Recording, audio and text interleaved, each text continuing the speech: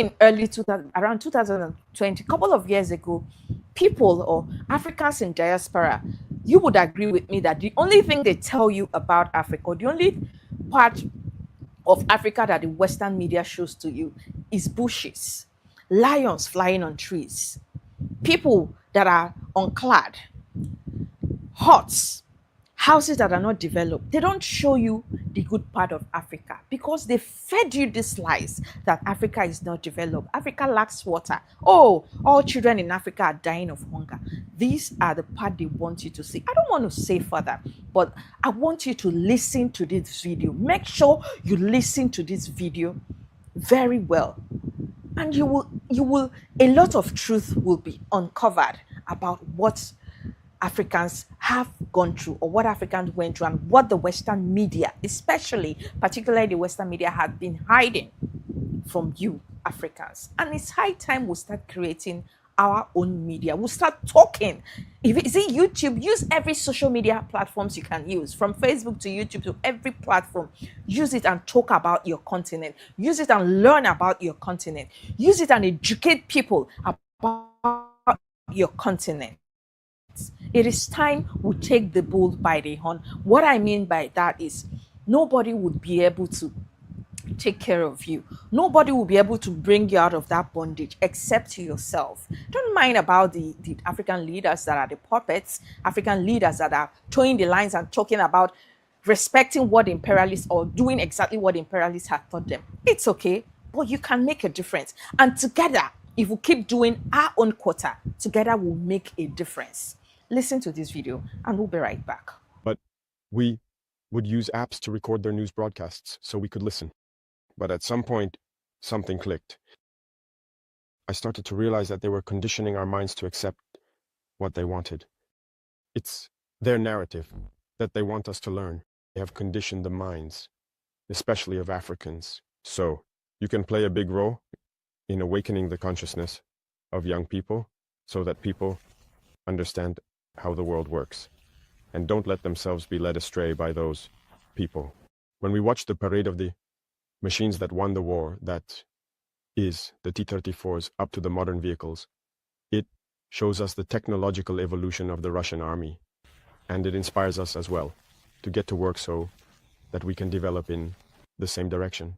Relations are going very well, and I can say that for the past 2 years now, things have started off very well, and we are working on deepening the areas of defense and security, but also education, and later on, the commercial sector and other aspects. So we have staggered the different areas so that we can exchange a lot and share many experiences, because we also have a lot to learn from Russia in the field of education, especially in the sciences. Now, it must be said that up to today, gold is the main export product in Burkina Faso. But we have set agriculture in motion, first for self-sufficiency, but also for foreign trade and export. The terrorists are reinforced by many foreign fighters who come from elsewhere, who are not, in fact. If I take the case of Burkina Faso, there are many criminals in Burkina Faso, but they are not Burkinabe. There are also trainers who come from many countries to teach them a lot of techniques. But what is their interest? It's not really terrorism, it's imperialism. Their goal is to keep us in a state of permanent war, so that we cannot develop and so they can continue to plunder our resources. So they have every interest in bringing in specialists in mines to lay various types of mines and explosives experts. Today, the terrorists use drones to fight and everything. So these are professionals from certain countries who come to teach them all of this. All of this is to keep us in a state of insecurity.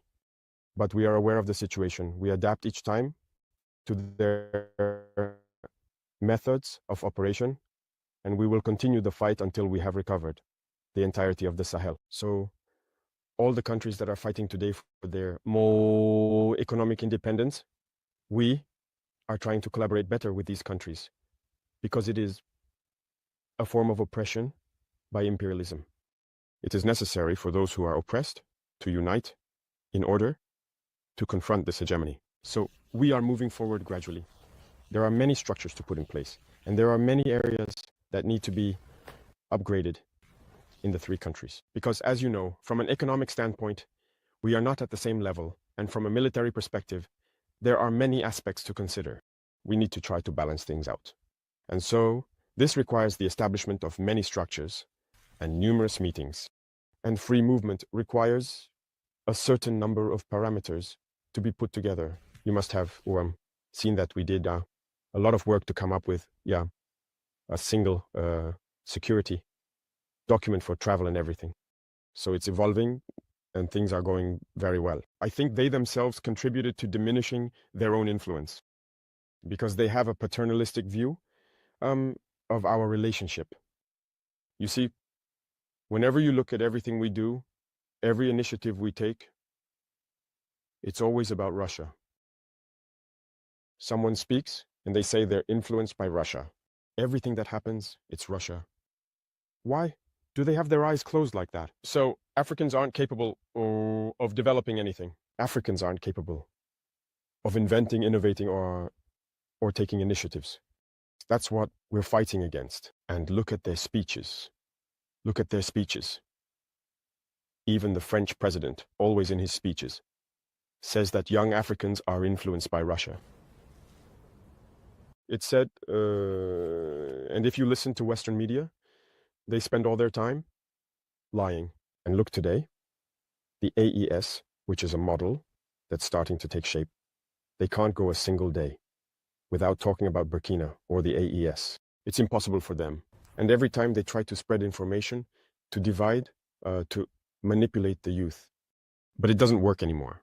I think people are aware enough. Now people have their eyes open. Through communication, they managed to rewrite history. And as for African history, they schemed everything to spread lies. As a result, some young Africans don't even know the history of Africa or what Africa has accomplished.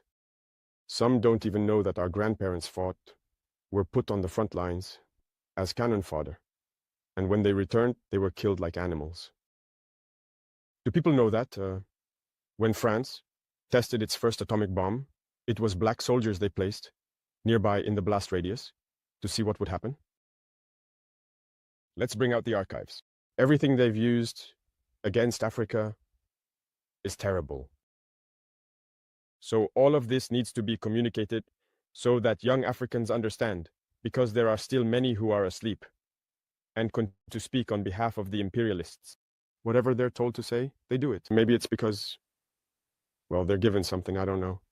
But Africans need to understand their history and wake up.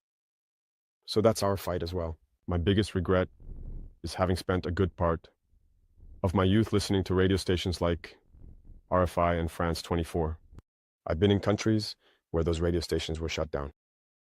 But we would use apps to record their news broadcasts so we could listen. But at some point, something clicked. I started to realize that they were conditioning our minds to accept what they wanted. It's their narrative that they want us to learn. And since then, I've started to see things for what they are. And I understood that what they're doing is very dangerous. And today, more than ever, I realize that they have conditioned the minds, especially of Africans. So you can play a big role in awakening the consciousness of young people so that people understand how the world works and don't let themselves be led astray by those people.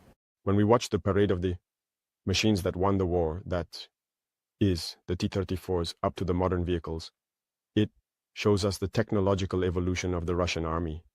And it inspires us as well to get to work so that we can develop in the same direction. Relations are going very well. And I can say that for the past 2 years now, things